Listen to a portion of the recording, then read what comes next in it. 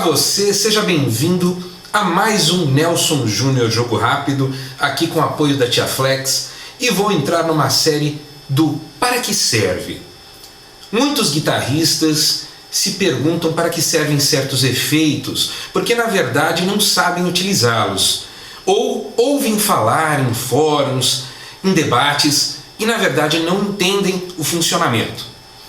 Vamos falar sobre um, neste momento, que é pouco conhecido na sua realidade, na sua real utilidade e necessidade na vida do músico, que é a compressão.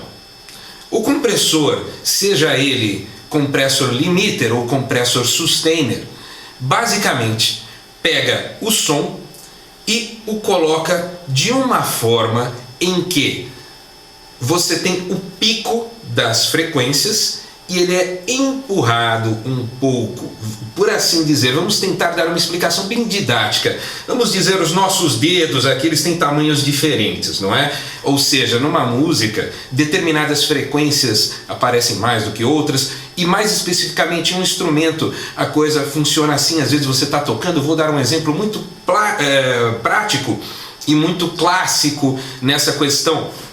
Você tem aqui, por exemplo, um som limpo. Você está tocando e você, no dedilhado, os bordões soam mais forte do que de repente as notas nas cordas mais agudas, mais fininhas, né? E de repente você queria que soasse tudo por igual, um dedilhado perfeito, um arpejo perfeito.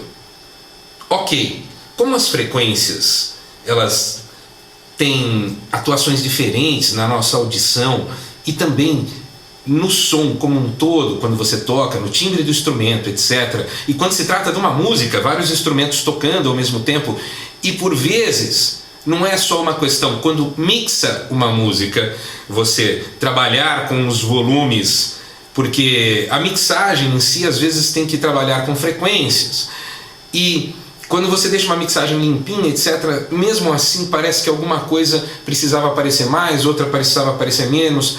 Ou seja, desde um instrumento até a mix, você sempre trabalha, principalmente na música moderna, com compressores. Então o que você tem?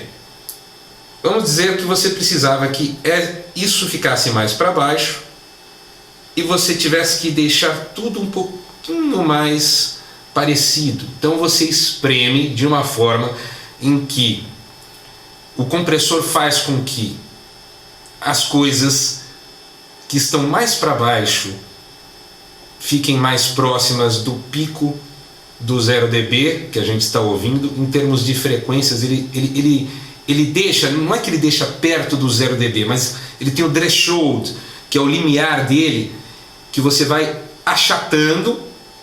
E obviamente, quando você está tratando de uma mix, você vai subir, porque quando você dá essa achatada, o volume desce. Compreenderam? O volume fica mais baixo. Você pega o limiar, o threshold, que você vai botar aonde ele vai começar a achatar essas frequências. Ou seja, como existe aquele negócio, o que está mais alto e o que está mais baixo, né, em termos de volume, ele vai achatando e deixando tudo mais próximo. Ou seja, quando você comprime muito e existe uma dinâmica, você tem a voz muito baixa, muito alta, aí a voz baixa, a voz alta. O que acontece? O compressor deixa tudo mais equilibrado, sem acabar com a interpretação na dinâmica, mas mantendo volumes quando se trata de voz.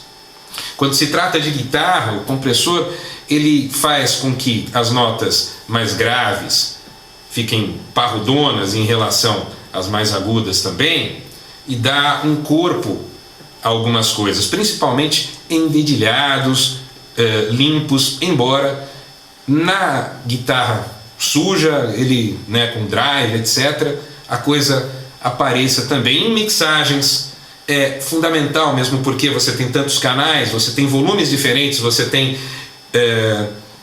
equalizações diferentes e frequências diferentes. Eu estou pensando e bolando aqui uma maneira de deixar bem didático, mas basicamente o compressor equipara volumes e frequências abaixando para que você possa depois colocar tudo mais próximo do 0 dB, porque aí você vai levantar, você vai também usar o normalize, isso quando se trata de gravações, né?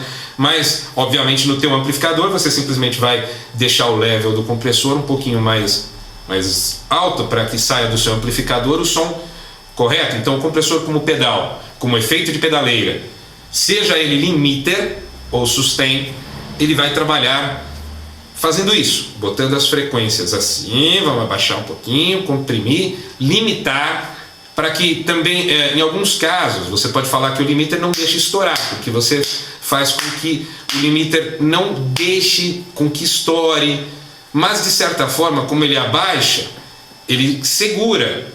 O sustain, ele tem a mesma coisa, só que ele dá uma encorpada, ele dá uma engordada nas coisas. Então o compressor limiter ou compressor sustainer são dois tipos de compressão muito necessárias, e o limiter ele é fundamental em mixagens, porque você precisa comprimir. Em geral, tem a diferença entre os compressores valvulados, que são muito usados, porque vamos agora explicar o que acontece. Os compressores valvulados, eles tendem a comprimir de uma forma mais curva quando você vai analisar tudo o que ele está fazendo, e os compressores digitais tendem a achatar a coisa. Porém, hoje em dia existe muito plugin que ele é feito para trabalhar exatamente nessa compressão mais natural que você vê nos compressores valvulados. Então existem muitos compressores extremamente bons que fazem com que você tenha um som muito interessante, principalmente os compressores valvulados com relação ao microfone. Porém, mais uma vez eu falo para você que está aí, não se iluda com relação ao analógico e ao digital nos dias de hoje, porque você fala, nossa, eu ouvi o som do cara e ele usa tudo analógico. Eu lembro isso a cada vídeo, e eu falei isso milhares de vezes, então vou falar um negocinho para você. Não existe mais você ouvir o analógico, a não ser que você esteja com ele do seu lado. Ah, você ouviu aonde? Não, o cara mentiu, o cara tá usando analógico, eu vi, é mais legal. Você vê no YouTube? Lamento, você viu o som digital. Mas o cara tá usando os analógicos. Pois é, só que você viu ele convertido em sinais digitais. O som analógico só é percebido como analógico quando você está no devido lugar, e aí você neste lugar consegue presenciar o que é a diferença, você ouve isso.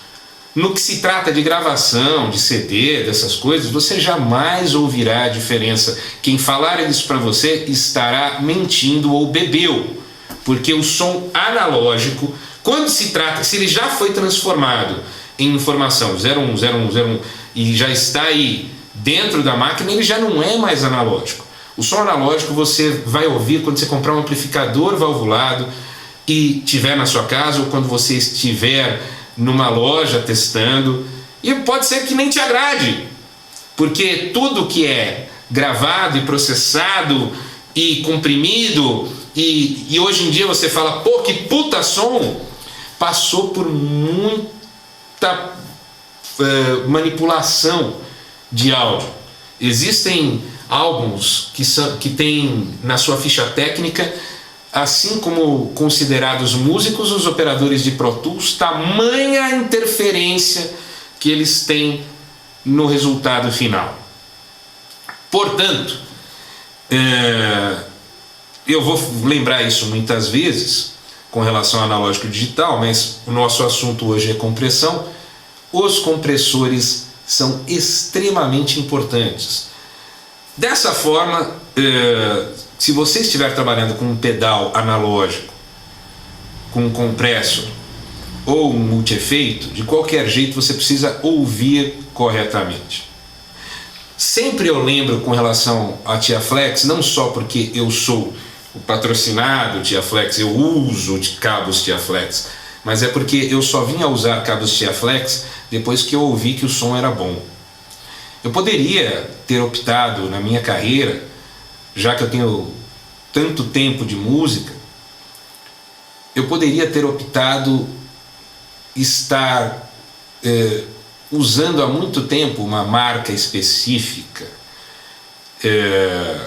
porque eu tive oportunidade dessa história de patrocínios e tudo mais, de me filiar e estar usando e ser endorser e patrocinado de muitas marcas.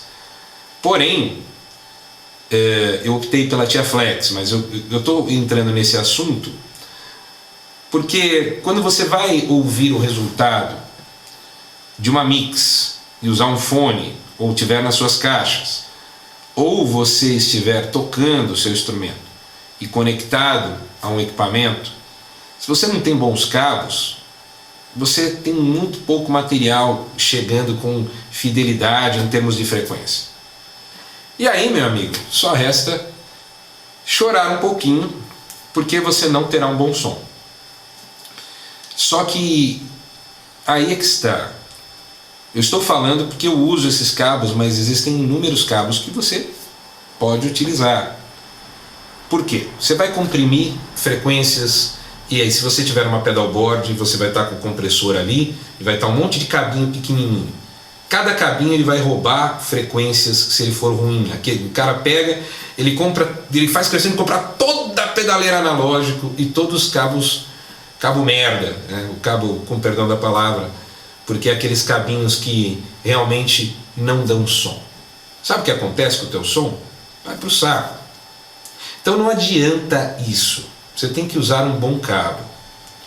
Eu optei pelo TiaFlex porque realmente eu testei e ele é bom.